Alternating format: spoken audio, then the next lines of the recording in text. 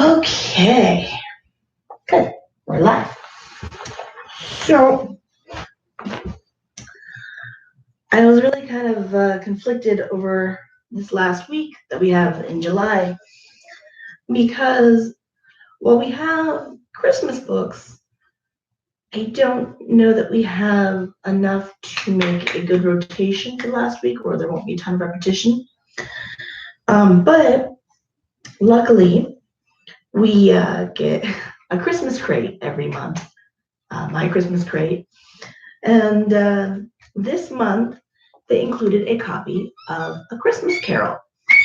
And I've only ever really seen the old Disney version where like Scrooge McDuck is Scrooge.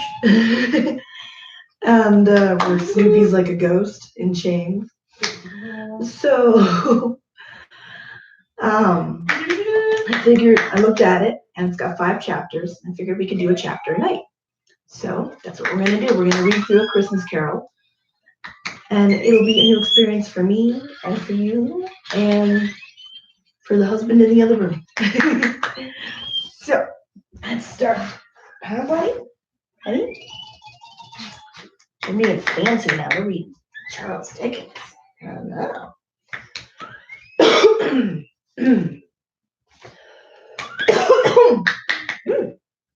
Boy, excuse me.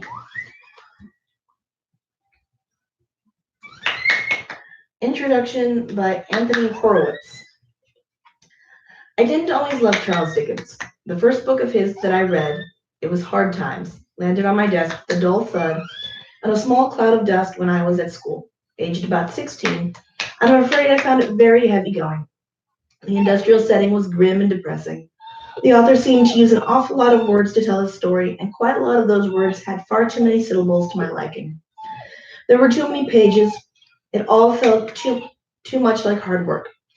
That's the trouble with Dickens. People think of him as a great writer, which can be a little off-putting. He has a nasty habit of turning up in English literature exams. Definitely not an enjoyable experience.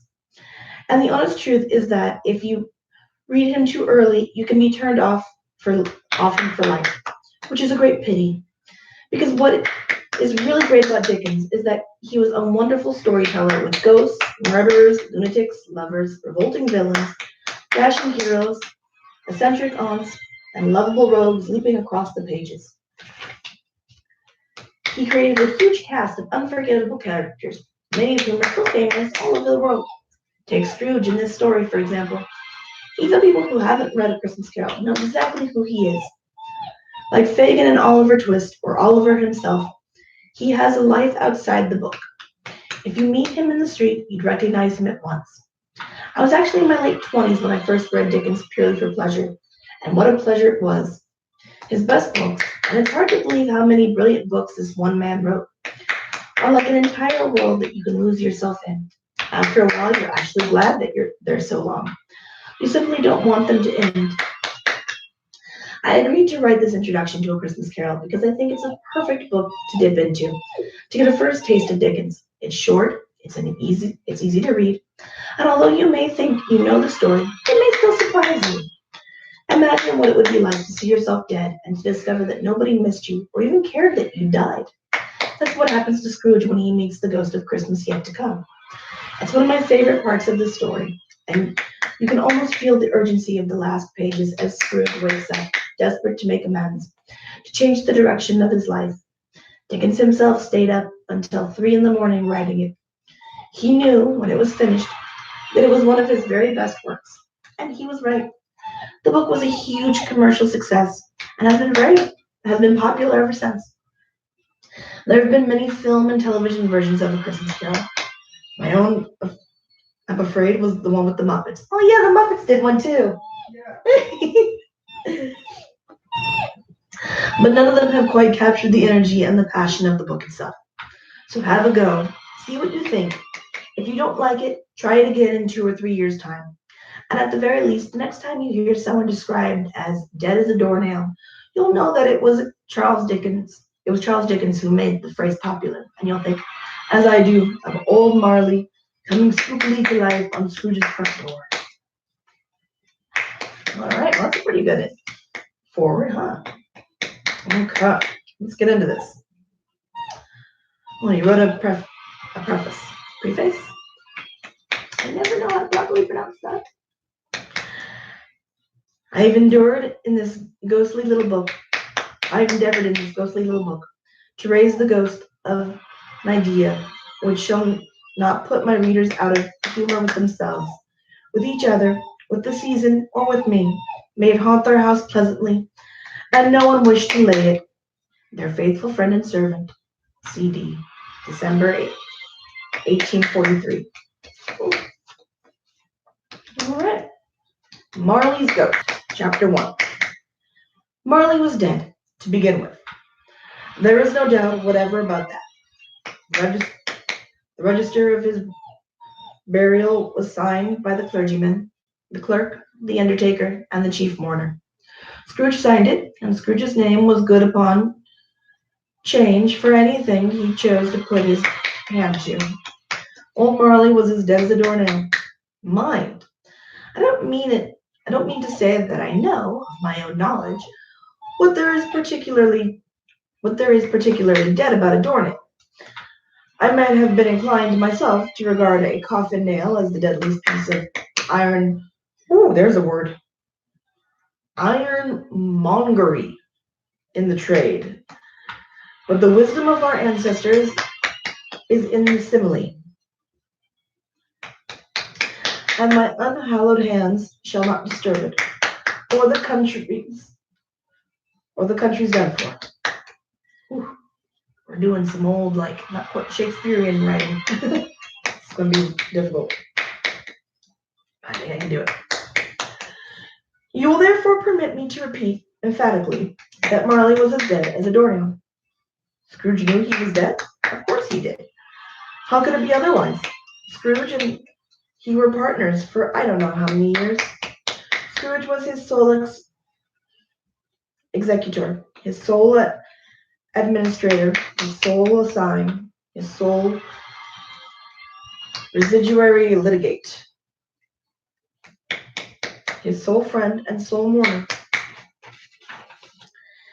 And even Scrooge was not so dreadfully cut up by the sad event, but that he was an excellent man of business on the very day of the funeral, and solemnized it with an undoubted bargain.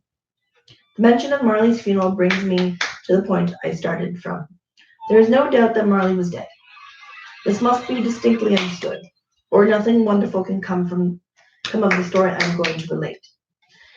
If we were not perfectly convinced that Hamlet's father died before the play began, there would be nothing more remarkable in his taking a stroll at night in an easterly wind upon his own ramparts than there would be in any other middle-aged gentleman rashly turning out after dark in a breezy spot. Say St. Paul's churchyard, for instance, literally to astonish his son's weak mind. Scrooge never painted out old Marley's name. There it stood years afterwards, above the warehouse door, Scrooge and Marley. The firm was known as Scrooge and Marley. Sometimes people new to the business called Scrooge, and sometimes Marley. But he answered to both names. It was all the same to him. Oh, but he was a tight-fisted hand at the grindstone, Scrooge. A squeezing, wrenching, grasping, scraping, clutching, covetous old sinner, hard and sharp as flint, from which no steel had ever struck out generous fire, secret and self-contained and solitary as an oyster. The cold within him froze his old features, nipped his pointed nose, shriveled his cheek, stiffened his gait, made his eyes red, his thin lips blue, and spoke out shrewdly in his grated voice. A frosty rime was on his head. Rime. And on his eyebrows and his wiry chin. He carried his own low temperature always about with him. He iced his office in the dog days and didn't thaw 1 degree at Christmas.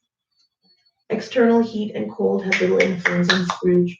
No warmth could warm, no wintry weather could chill him. No wind that blew was bitter than he, no falling snow was more intent upon its purpose, no pelting rain less open to entry. Foul weather didn't know where to have him. The heaviest rain and snow and hail and sleet could boast of the advantage over him in only one respect. They often came down handsomely, and Scrooge never did. Nobody ever stopped him in the street to say, with gladsome looks, my dear Scrooge, how are you? When will you come to see me? No beggars implored him to bestow a trifle. No children asked him what it was o'clock. No man or woman ever once in all his life inquired the way to such and such a place of Scrooge. Even the blind men's dogs appeared to know him, and when they saw him coming on, would tug their owners into doorways and up courts, and then would wag their tails as though they said, no eye at all is better than an evil-eyed dark master. But what did Scrooge care? It was the very thing he liked, to edge his way along the crowded paths of life, warning all human sympathy to keep its distance, was what the knowing ones called nuts to Scrooge. Once upon a time, of all the good days in the year on Christmas Eve, old Scrooge sat busy in his counting house. It was cold, bleak, biting weather, foggy withal, and he could hear the people in the court outside go wheezing up and down, beating their hands upon their breasts, and stamping their feet upon the pavement stones to warm them.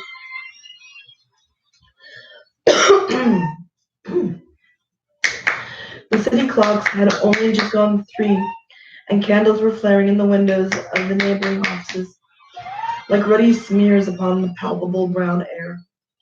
The fog came pouring in at every chink and keyhole, and was so dense without that although the court was of the narrow west, the houses opposite were mere phantoms.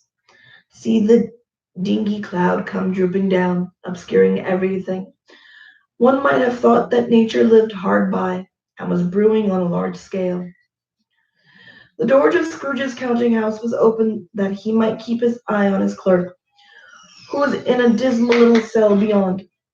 A sort of tank was copying letters. Scrooge had a very small fire, but the clerk's fire was so much smaller that it looked like one coal. But he couldn't replenish it, for Scrooge kept the coal box in his own room, and so surely as the clerk came in with the shovel, the master predicted that it would be necessary for them to part. Wherefore the clerk put on his white comforter, and tried to warm himself at the candle, in which effort, not being a man of a strong imagination, he failed. A Merry Christmas, Uncle! God save you! Cried a cheerful voice. It was the voice of Scrooge's nephew, who came upon him so quickly that this was the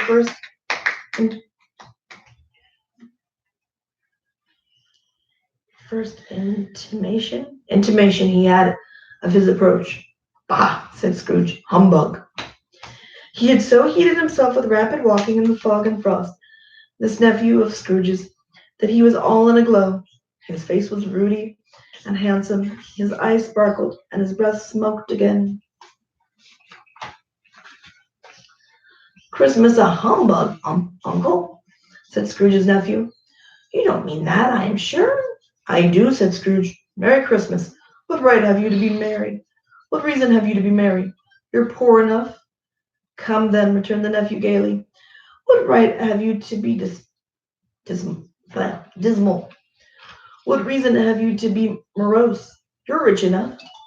Scrooge, having no better answer ready on the spur of the moment, said bah again, and followed it with humbug. Don't be cross, Uncle, said the nephew. What else can I be, returned the uncle, when I live in such a world of fools as this? Merry Christmas! Out upon Merry Christmas! What's Christmas time to you but a time for paying bills without money, a time for finding yourself a year older and not an hour richer, a time for balancing your books and having every item in them through a round dozen of months present a debt against you, If I could work my will, said Scrooge indignantly, every idiot who goes about with Merry Christmas on his lips should be boiled with his own pudding and buried with a stake of holly through his heart. He should. Uncle, pleaded the nephew. Nephew, returned the uncle sternly. Keep Christmas in your own way, and let me keep it in mine. Keep it, repeated Scrooge's nephew, but you don't keep it. Let me leave it alone, then, said Scrooge. Much good may it do you, much good it has ever done you. There are many things from which I might have derived good, by which I have not profited, I dare say, returned the nephew. Christmas among the rest. But I am sure I have always thought of Christmas time, when it has come round, apart from the veneration due to its sacred name and origin. If anything belonging to it can be apart from that, as a good time, a kind, forgiving, charitable, pleasant time, the only time I know of in the long calendar of the year, when men and women seem by one consent to open their shut-up hearts freely, and to think of people below them as if they really were fellow passengers to the grave, and not another race of creatures bound on another journey, and therefore, uncle, though it has never put a scrap of gold or silver in my pocket, I believe that it has done me good, and will do me good, and I say God bless it. The clerk in the tank involuntarily applauded, becoming immediately sensible of impropriety. He poked the fire and extinguished the last frail spark forever. Let me hear another sound from you, said Scrooge, and you'll keep your Christmas by losing your situation. You're quite a powerful speaker, sir, he added, turning to his nephew. I wonder you don't go into Parliament. Don't be angry, uncle. Come, dine with us tomorrow. Scrooge said that he would see him. Yes, indeed he did. He went the whole length of the expression, and said that he would see him in that extremity first. But why? Cried Scrooge's nephew. Why? Why did you get married? Said Scrooge. Because I fell in love. Because you fell in love, growled Scrooge, as if that were the only thing in the world more ridiculous than a Merry Christmas. Good afternoon. Nay, uncle, but you never came to see me before that happened. Why give it as a reason for not coming now? Good afternoon, said Scrooge. I want nothing from you. I ask nothing of you. Why cannot we be friends? Good afternoon, said Scrooge. I am sorry with all my heart to find you so resolute. We have never had a quarrel, to which I have been a party, but I have made the trial in homage to Christmas, and I'll keep my Christmas humor to last. So a Merry Christmas, Uncle. Good afternoon, said Scrooge, and a Happy New Year. Good afternoon, said Scrooge. His nephew left the room without an angry word, notwithstanding. He stopped at the outer door to bestow the greetings of the season on the clerk, who, cold as he was warmer than Scrooge, for he returned them cordially. There's another fellow, muttered Scrooge, who overheard him, my clerk with 15 shillings a week, and a wife and family talking about a Merry Christmas. I'll retire to Bedlam.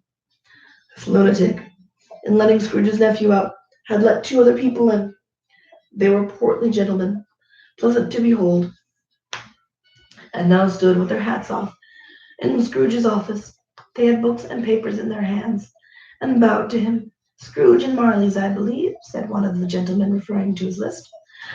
Have I the pleasure of addressing Mr. Scrooge or Mr. Marley? Mr. Marley has been dead these 7 years, Scrooge replied. He died 7 years ago, this very night. We have no doubt his liability is well represented by his surviving partner, said the gentleman, presenting his credentials. It certainly was, for they had been 2 kindred spirits. At the ominous word liberty, Scrooge frowned and shook his head and handed the credentials back. At this festive season of the year, Mr. Scrooge, said the gentleman, taking up a pen, it is more than usually desirable that we should make some slight provision for the poor and destitute, who suffer greatly at the present time. Many thousands are in want of common necessities. Hundreds of thousands are in want of common comfort, sir. Are there no prisons? Asked Scrooge. Plenty of prisons, said the gentleman, laying down the pen again. And the Union workhouses, demanded Scrooge. Are they still in operation? They are, still, returned the gentleman. I wish I could say they were not. The treadmill and the poor law are in full vigor, then, said Scrooge. Both very busy. Oh, I was afraid from what you said at first that something had occurred to stop them in their youthful course, said Scrooge. I'm very glad to hear it.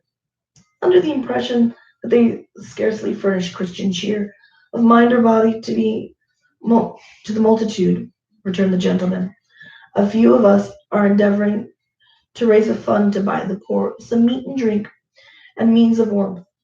We choose this time because it is a time of all others when want is keenly felt and abundance rejoices. What shall I put you down for? Nothing, Scrooge replied. You wish to be anonymous? I wish to be left alone, said Scrooge. Since you ask me what I wish, gentlemen, that is my answer. I don't make merry myself at Christmas. I can't afford to make idle people merry. I help to support the establishments I have mentioned. They cost enough, and those who are badly off must go there. Many can't go there, and many would rather die. If they would rather die, said Scrooge, they had better do it and decrease the surplus population. Besides, excuse me, I don't know that. But you might know it, observed the gentleman. It's not my business, Scrooge returned. It's enough for a man to understand his own business, and not to interfere with other people's. Mine occupies me constantly. Good afternoon, gentlemen. Seeing clearly that it would be useless to propose their point, the gentleman withdrew. Scrooge resumed his labors with an improved opinion of himself and in a more fastidious temper than was usual with him. Meanwhile, the fog and darkness thickened so that people ran about with flaring lamps, proffering their services to go before horses and carriages and conduct them on their way. The ancient tower of a church, whose gruff old bell was always peeping slyly down at Scrooge out of a Gothic window in the wall, became invisible and struck the hours and quarters in the clouds with tremendous vibrations afterwards, as if its teeth were chattering in its frozen head up there. The cold became intense. In the main street at the corner of the court, some laborers were repairing the gas pipes and had lighted a great fire in the brazier, round which a party of ragged men and boys were gathered, warming their hands and winking their eyes before the blaze in rapture. The water plug being left in solitude, its overflowings sullenly congealed and turned into misanthropic ice. The brightness of the shops where holly sprigs and berries crackled in the lamp heat of the windows, made pale faces ruddy as they passed. It's ready? Ready. It's probably a pronouncement. Politers and grocers. The trades became a splendid joke, a glorious pageant, with which it was the next to impossible to believe that such dull principles as bargain and sale had anything to do. The Lord Mayor, in the stronghold of the mighty mansion house, gave orders to his 50 cooks and butlers to keep Christmas as a Lord Mayor's household should, and even the little tailor, whom he had fined 5 shillings on the previous Monday for being drunk and bloodthirsty in the streets, stirred up tomorrow's pudding in his garret, while his lean wife and the baby sailed out to buy the beef. Foggier yet and colder, piercing, searching, biting cold. If the good Saint Dunstan had but nipped the evil spirit's nose with a touch of such weather as that, instead of using his familiar weapons, then indeed he would have roared to lusty purpose. The owner of one scant young nose, gnawed and mumbled by the hungry cold as bones are gnawed by dogs, stooped down at Scrooge's keyhole to regale him a Christmas carol. But the first sound of "God bless ye, merry gentlemen, may nothing you dismay," Scrooge seized the ruler with such energy of action that the singer fled in terror, leaving the keyhole to the fog and even more congealed frost.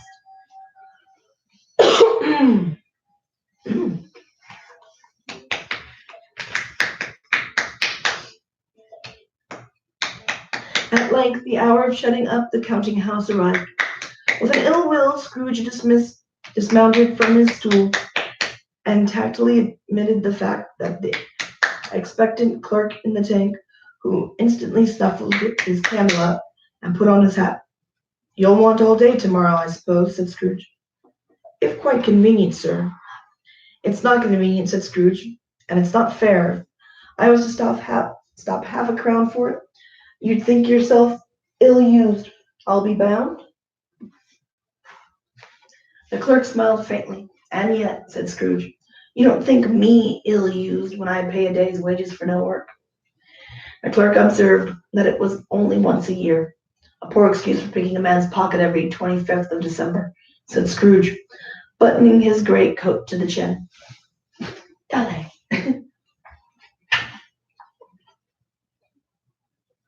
Where am I? "But I suppose you must have the whole day.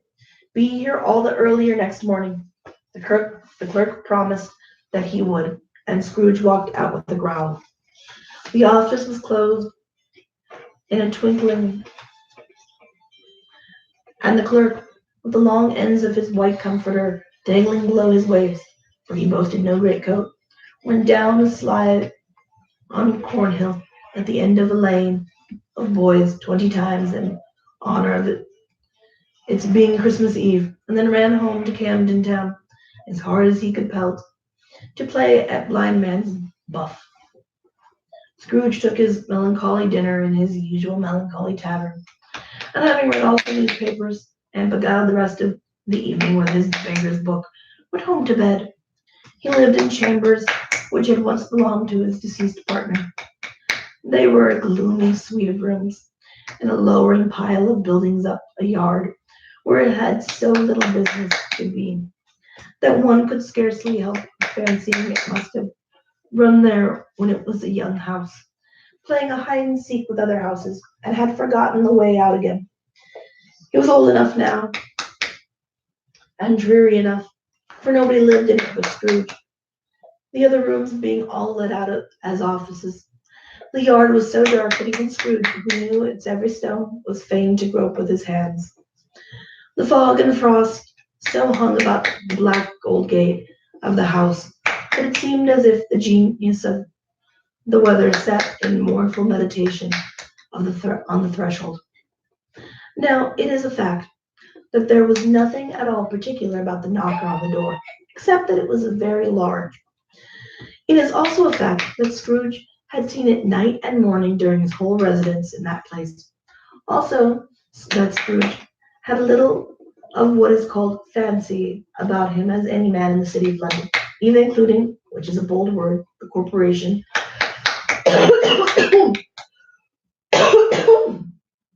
aldermen, and livery.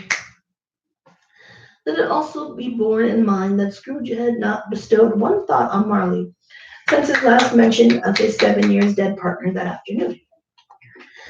And then let any man explain to me, if he can, how it happened that Scrooge, having his key in the lock of the door, saw in the knocker, without its undergoing any intermediate process of change, not a knocker, but Marley's face.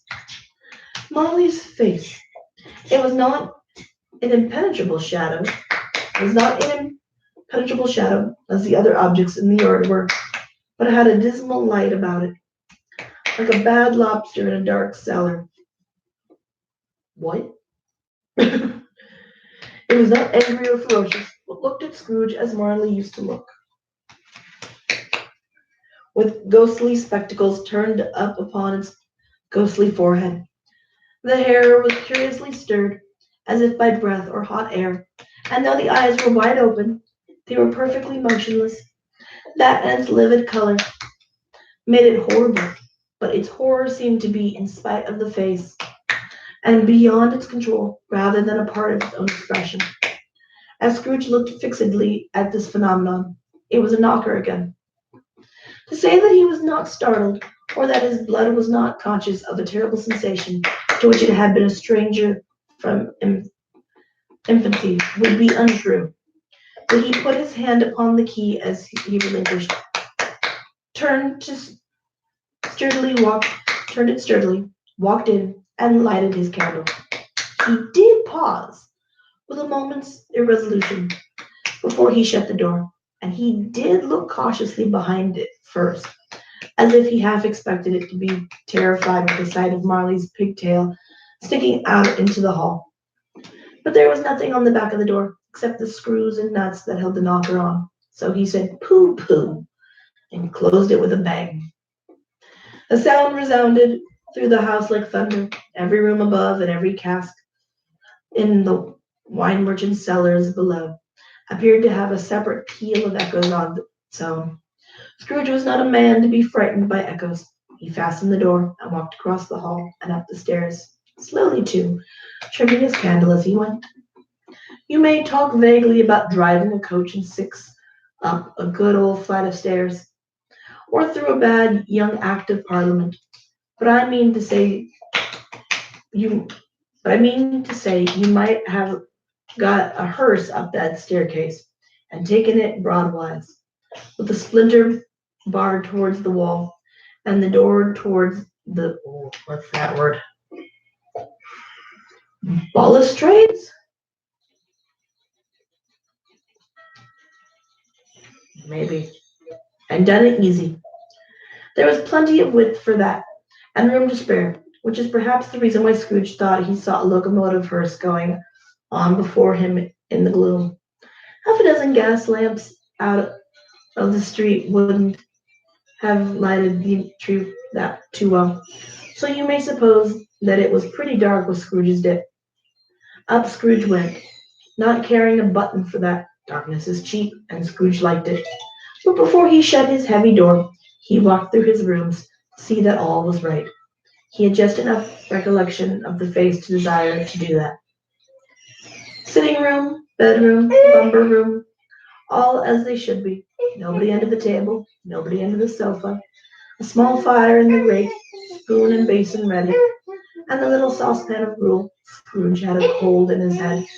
Upon the hob, nobody under the bed, nobody in the closet, nobody in his dressing gown, which was hanging up in a suspicious attitude against the wall.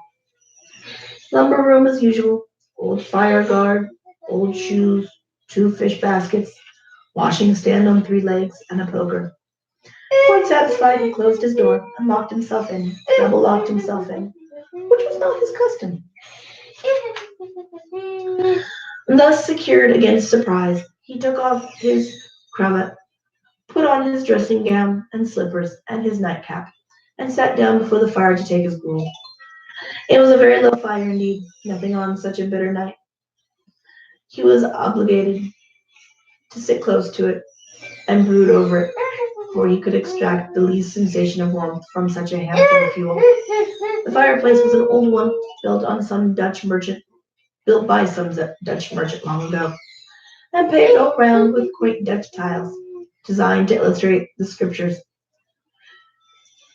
There were Cains and Abels, Pharaoh's daughters, queens of Sheba, angelic messengers descending through the air on clouds like feather beds, Abraham's, Belshazzar's, apostles, putting off to sea in butter boats, hundreds of figures to attract his thoughts.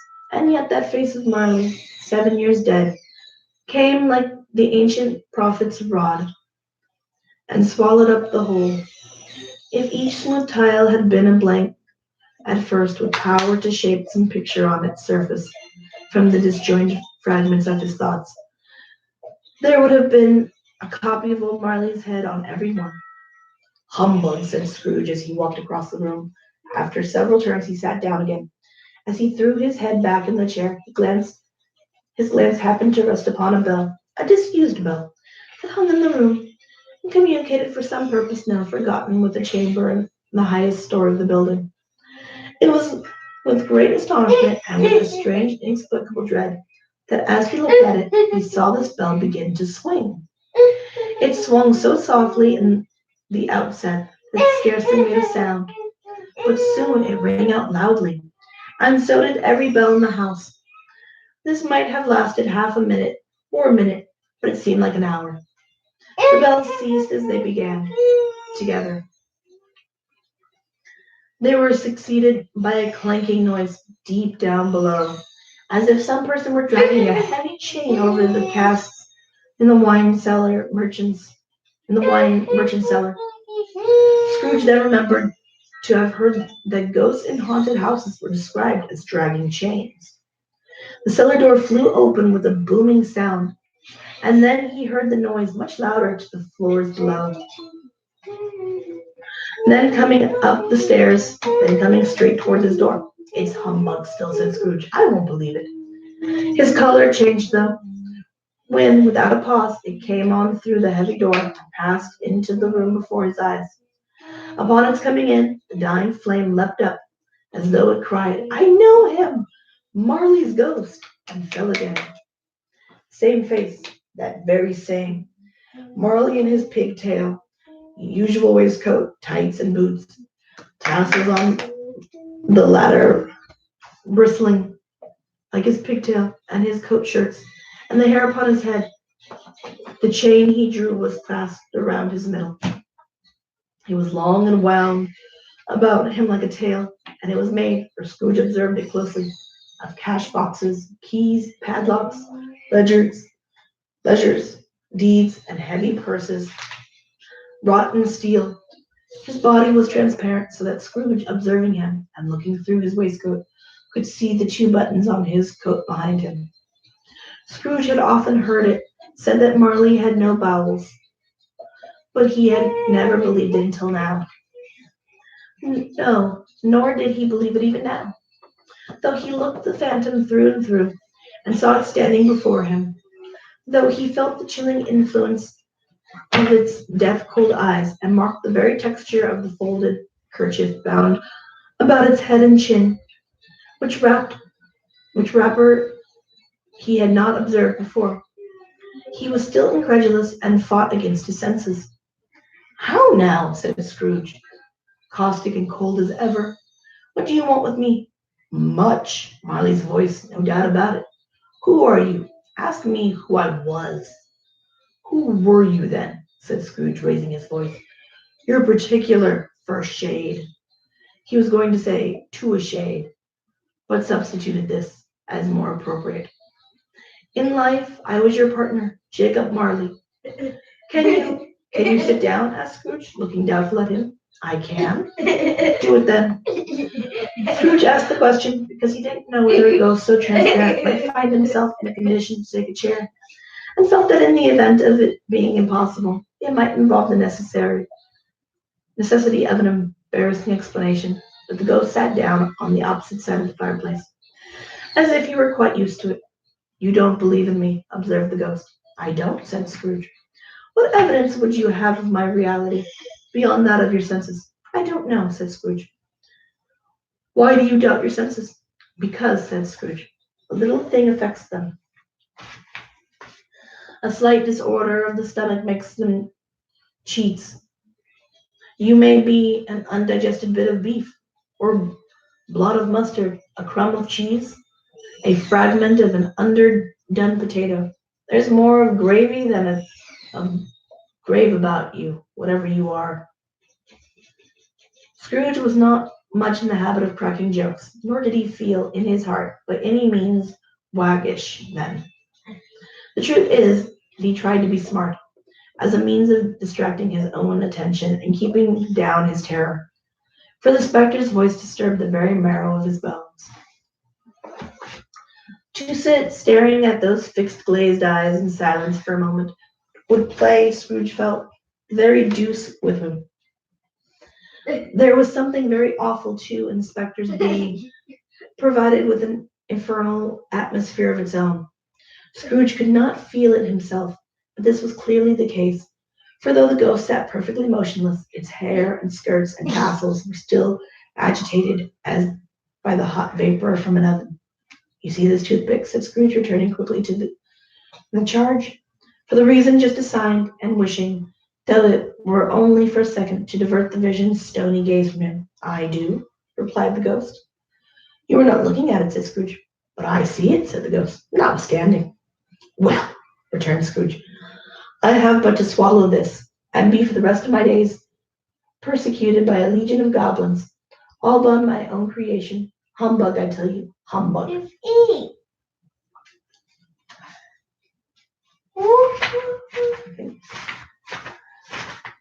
We got a couple more pages, buddy, and then we'll be to chapter 2, okay? At this, the spirit raised a frightful cry and shook its chain with such a dismal and appalling noise that Scrooge held on tight to his chair to save himself from falling in swoon. But how much greater was his horror when the phantom, taking off the bandage round its head, as if it were too warm to wear indoors, its lower jaw dropped down upon its breast. Scrooge fell upon his knees and clasped his hands before his face. Mercy, he said, dreadful apparition, why do you trouble me? Man of the worldly mind, replied the ghost, do you believe in me or not? I do, said Scrooge, I must. But why do spirits walk the earth, and why do they come to me? It is required of every man, the ghost returned, that the spirit within him should walk abroad among his fellow men, and travel far and wide. And if that spirit goes not forth in life, it is condemned to do so after death. It is doomed to wander through the world, oh, woe is me, and witness what it cannot share, but might have shared on earth, and turned to happiness. Again the spectre raised a cry, and shook its chains, and wrung its shadowy hands.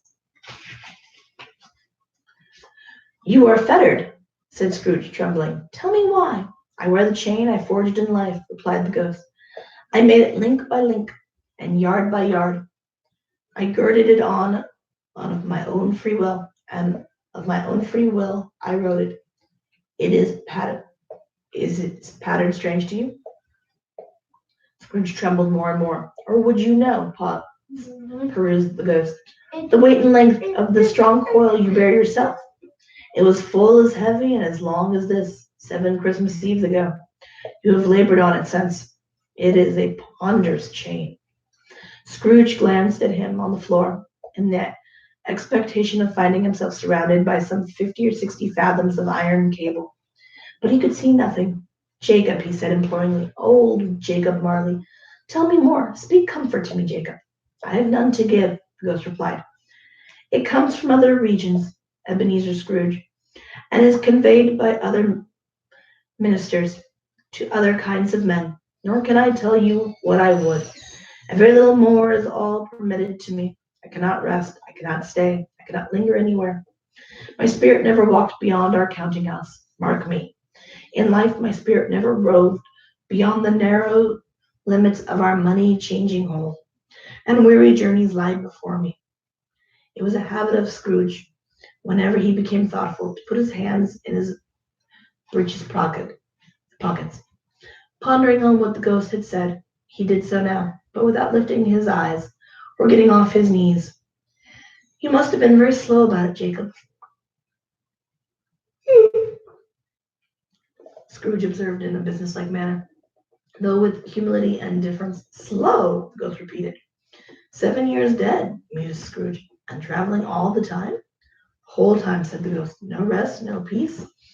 Incessant torture of remorse. You travel fast, said Scrooge. On the wings of the wind, replied the ghost. You might have got over a great quantity of ground in 7 years, said Scrooge. The ghost, on hearing this, set up another cry, and clanked its chain so hideously in the dead silence of the night that the ward would have been justified in indicating it for a nuisance.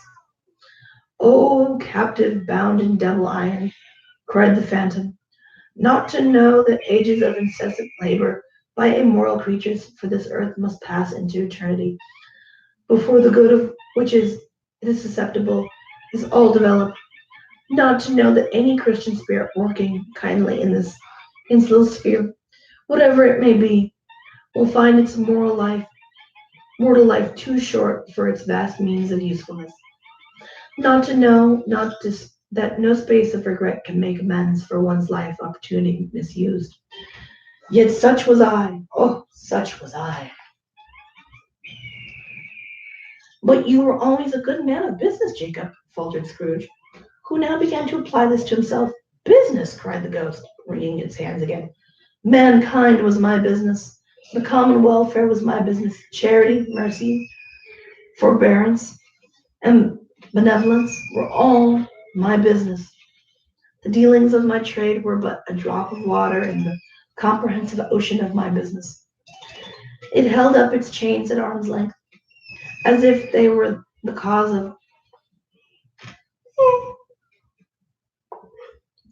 of all its unavailing grief, and flung it heavily upon the ground again.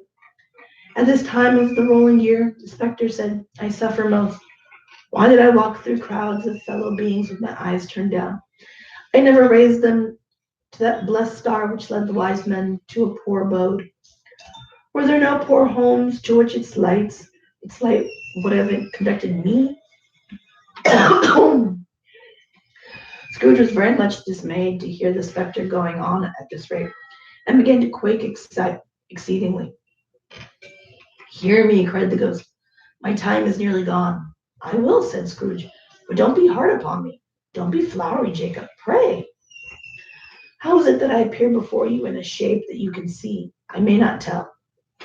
I have sat invisible beside you many and many a day. It was not an agreeable idea, Scrooge shivered. It was not an agreeable idea. Scrooge shivered and wiped the perspiration from his brow. That is no light part of my penance, pursued the ghost. I am here tonight to warn you that you have yet a chance of hope of escaping my fate. A chance and hope of my procuring Ebenezer. Good golly. You were always a good friend to me, said Scrooge. Thank you. You will be haunted, resumed the ghost, by 3 spirits.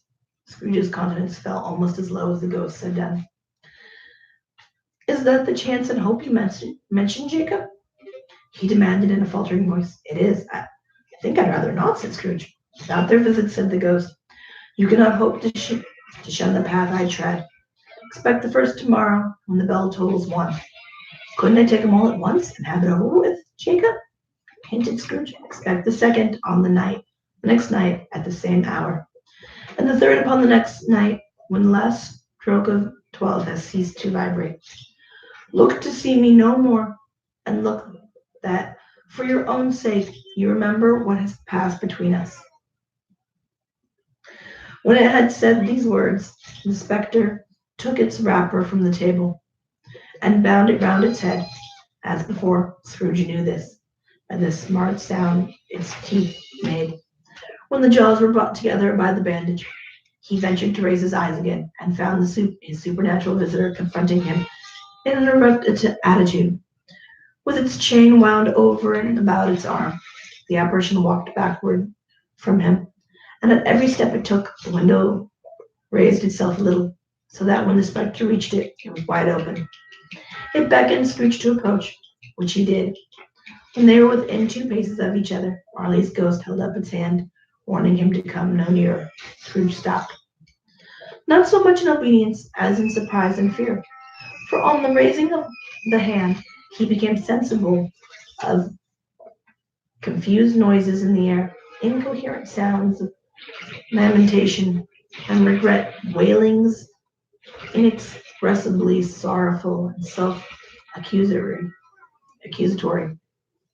The spectre, after listening for a moment, joined in the mournful dirge and floated out upon the bleak dark night. Scrooge followed to the window, desperate in his curiosity. He looked out. The air filled with phantoms, wandering hither and thither, in restless haste, and moaning as they went. Every one of them wore chains like Marley's ghost. Some few, they might be guilty governments, whirling together. None were free. Many had been personally known to Scrooge in their lives.